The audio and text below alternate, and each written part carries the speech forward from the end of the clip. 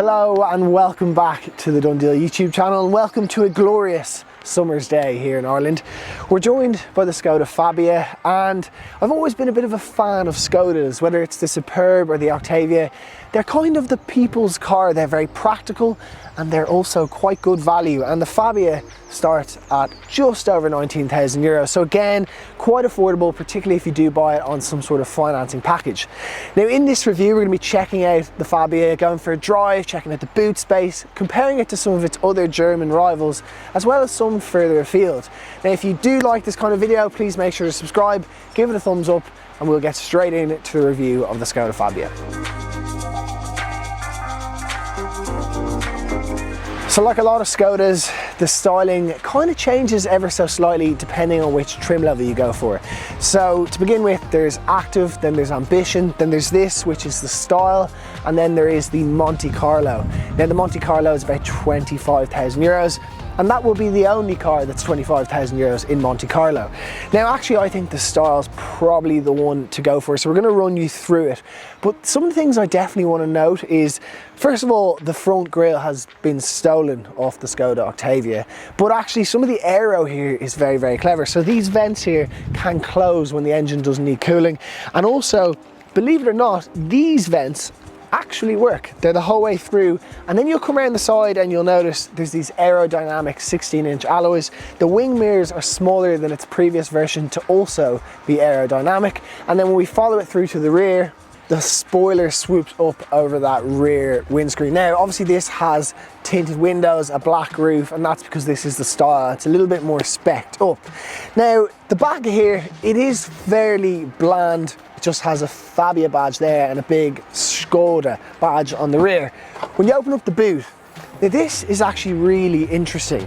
So the boot size is 380 litres, and to put that in perspective, it's the same size as a Golf. Now the car is actually the same size as a Polo, so you wouldn't expect the boot to be that much bigger, and it's actually about 30 or 40 litres bigger than the Polo, and it's quite easy to use. It's very functional. It's got a load cover there, shopping hooks, and you can also look down here, you've got a full-size spare wheel. I love it, Skoda. You're already winning in my books. Now before we check out the inside, we have to take a look at the engines, and to do that, I've just remembered that Skodas come with an umbrella. I love that Skoda. Now it's actually really, really pouring down, so we'll take a quick look at the engine. So this particular one is a 1 litre TSI. It's got 95 brake horsepower. Now the base engine is actually a 1 litre, but it's naturally aspirated, and it's only got about 75 brake horsepower. This one, however, 95 brake, as I said, and the cost to change from the naturally aspirated to the turbo is about 1,400 euros. Now it can also be got with 110 horsepower, that TSI engine, with a 7-speed automatic gearbox. That's going to cost you about 1,800 euros to upgrade to. So again, these are all the different ones, and it's actually a little bit more tricky than that, because on top of it, certain specs you can't get with certain engines. So for example, the Active can't be got with the 7-speed automatic gearbox. So the best thing you can do is actually to go down to your local dealer and find out and maybe price one up in the specification you like. And if you want to see where that is, you can hit the link up there. Now let's get inside the car, because the poor cameraman doesn't have an umbrella like I do.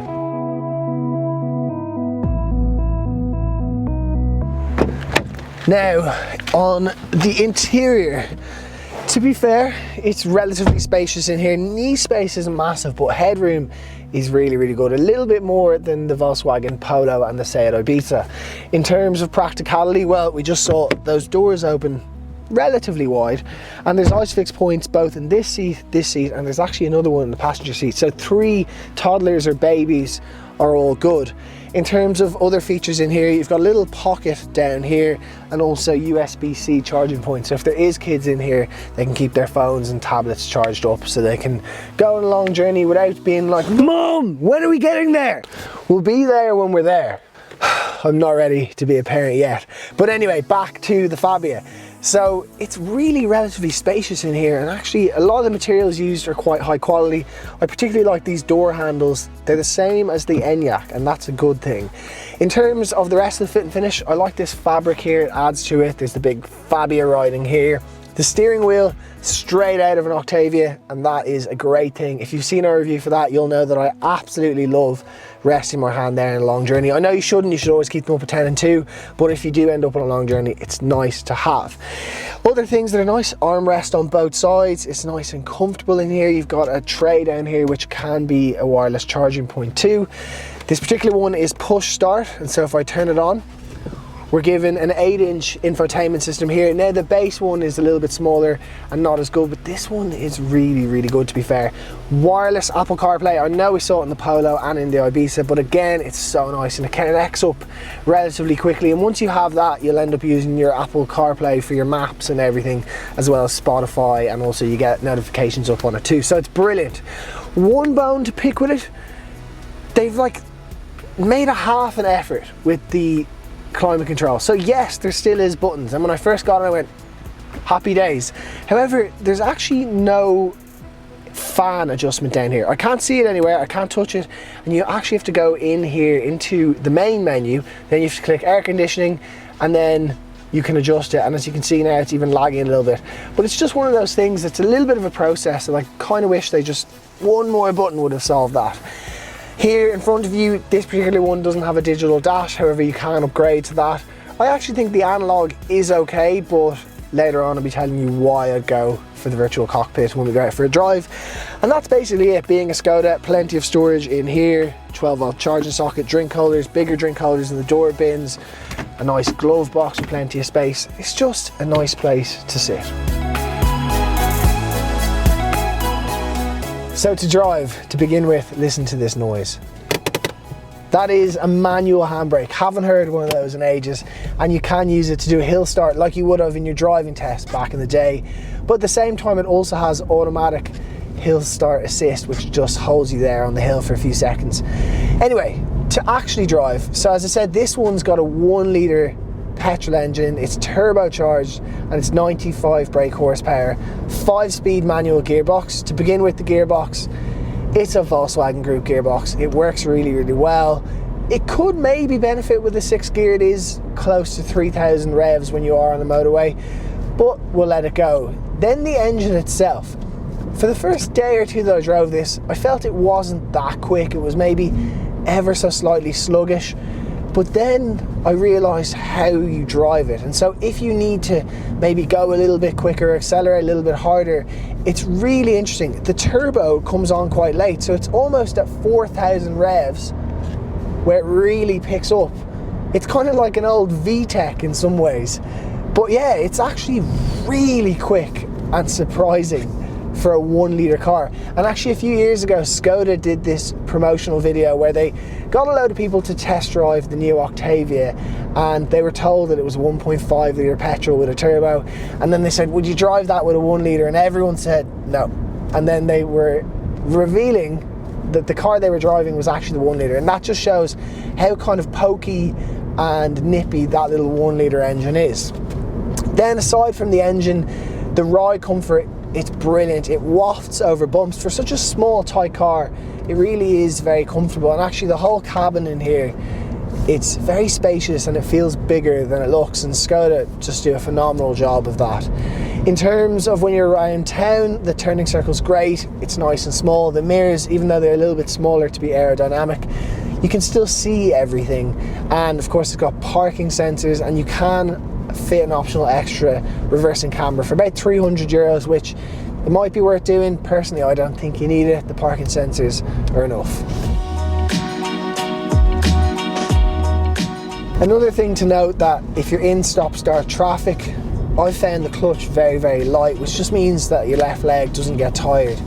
And on top of that, as I said, to drive, it kind of has all the creature comfort. So it has the accident emergency braking. So if the car in front of you slams on the brakes, it will do its best to ensure to apply the brakes and avoid having a rear end collision. Then you can actually upgrade to a driver's assist package. Now it's about 800 euros, and for that you get adaptive cruise control, you get lane keep assist, so it'll keep you centered in your lane. But it also comes with the virtual cockpit. And I said earlier on that I don't mind these gauges, but I do think the virtual cockpit's maybe one worth having. for a few reasons. Number one is it is a little bit more modern and a little bit easier on the eyes, but on top of that, I actually think down the line when you go to trade it in or to sell it, it's going to help hold its value as it's a little bit more modern, and in the near future it's going to be standard on nearly every single car. So to sum it up, it's a lovely car when you're around the city. On the motorway, it's actually relatively solid, surprisingly so for such a small car. Could maybe benefit from a 6th gear.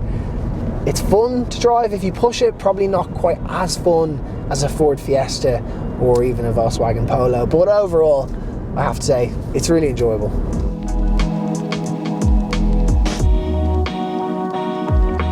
So as the video comes to an end and the sun comes out to shine, I quickly want to show you one last thing that Skoda have your back on. There is a de-icer here in the petrol filling cap, which means that even on an icy, cold day, the Škoda Fabia has got your back. So to summarise, is the Fabia fab?